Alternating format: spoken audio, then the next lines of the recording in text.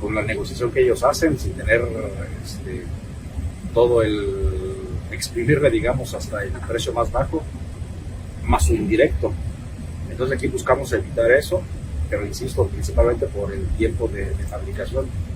Los equipos, se colocaron en total 480 equipos mayores, reactores, compresores mayores, columnas de destilación, que son los equipos más grandes, y hemos hecho estimados de realmente el beneficio que se tomó de haber comprado esos equipos directamente como proyecto. Lo mismo se hizo, por ejemplo, para el caso del concreto. El caso del concreto, por el volumen, te comentaba hace un momento que este proyecto tiene 2.3 millones de metros cúbicos de concreto. Se hizo una licitación entre las principales concreteras nacionales, Cemex, Holcim, Cruz Azul, etcétera, y al final se le asignó el contrato a una de ellas.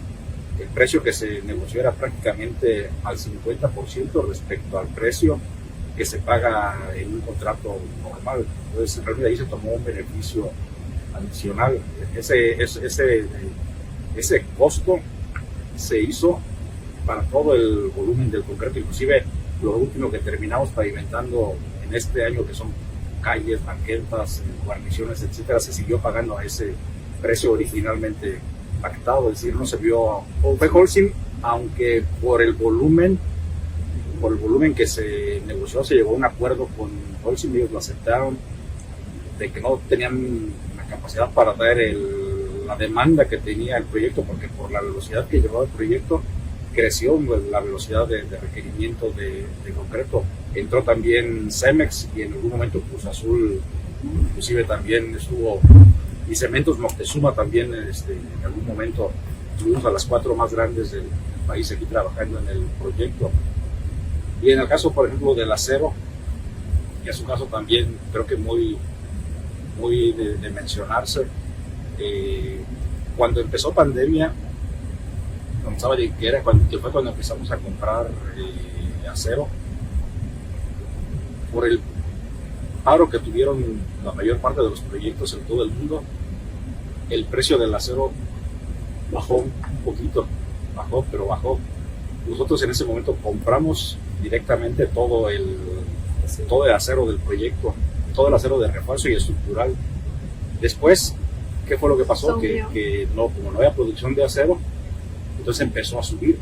Aunque la demanda no era la de condiciones normales, no había acero, entonces el precio se empezó a elevar, y de 17 pesos aproximadamente subió a 40 pesos el kilo de acero. Entonces,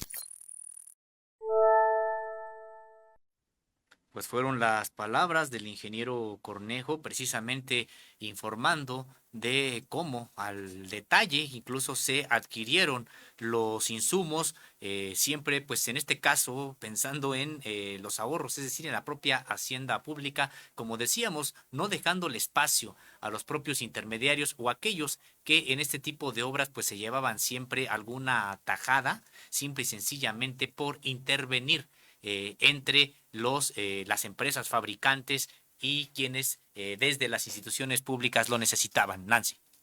Así es, Osimo, y bueno, destacar esta parte que si no se hubiera hecho de esta manera, de negociar de forma directa y además de contratar todo al inicio, pues esta obra seguramente no se habría podido concluir o no en el tiempo o no en el costo, porque justo todo se disparó después de la pandemia. Y si te parece, vemos otro corte del ingeniero Cornejo donde nos habla de cómo es la transición justo en esta misma idea de que la subdirección de proyectos es la que genera o aterriza esta idea del papel de los planos a la realidad. Luego viene la transición que corresponde al ingeniero Rocha Vallejo de arrancar la planta, que es lo que vamos a ver entre el 1 de julio y el último día de diciembre de este mismo año, es decir, desde el próximo fin de semana hasta el fin de año, y